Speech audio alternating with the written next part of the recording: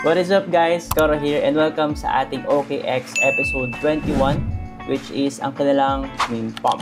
So basically itong meme pump is makaka-help sa atin if nag-meme trading ka or meme coin trading. So tara, pakita ko sa inyo kung paano ito gumagana. So right now guys, as you can see, nandito tayo sa kanilang Web3. So Web3 ni OKX or meaning Web3 wallet nila.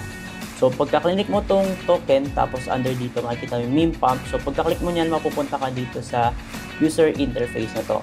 As you can see, meron tayong tatlong sections dito, which is new pairs, migrating soon, and migrated. So tuturo ko yan sa inyo and para syempre hindi kayo malito, lalo na kung bago ka lang sa meme coin trading. So meron tayo ditong new pairs. So ito yung mga syempre bagong gawang pairs lang and kaka-release lang sa pump fund.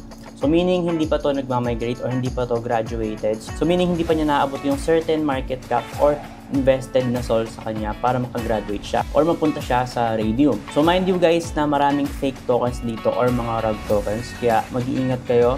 Tapos lagi nyong check, for example syempre mga socials nila like itong Twitter, tapos yung pump fund if ever may mga connected coins dito yung dev or something. Tapos guys, dito naman sa gitna yung migrating soon, meaning medyo marami na naka-invest dito and medyo malapit na niyang maabot yung certain market cap para makagraduate siya. And after graduating guys or migration, mapupunta na siya syempre dito sa migrated. So hindi ibig sabihin porket migrated na is magpa-pump na siya. So karaniwan ang nangyari dyan is nagsisell sila after migrating. Pero syempre depende na rin yan sa meme coin, mapapag-aralan nyo naman yan as long as consistent ka nagtitrade ng meme coins, ay nagche-check ka ng mga socials nila, tapos based lang din sa experience, tsaka ka lang talaga din matututo mag meme coin trading. Minsan guys, tatrust mo lang talaga yung gut mo if ever no, kung parang rug ba to or hindi.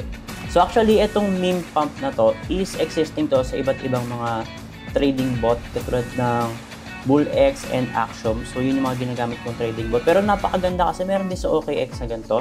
So meaning nakikipag-compete talaga sila or in-aim talaga maging top 1 when it comes to their DEX wallet. Kasi guys, bukod sa meron silang CEX, meron silang DEX, tapos meron din silang ganito. So parang nagiging all-in-one platform na rin talaga itong si OKX. So up next guys, didiscuss ko sa inyo kung paano magte-trade dito. So punta tayo sa next episode natin.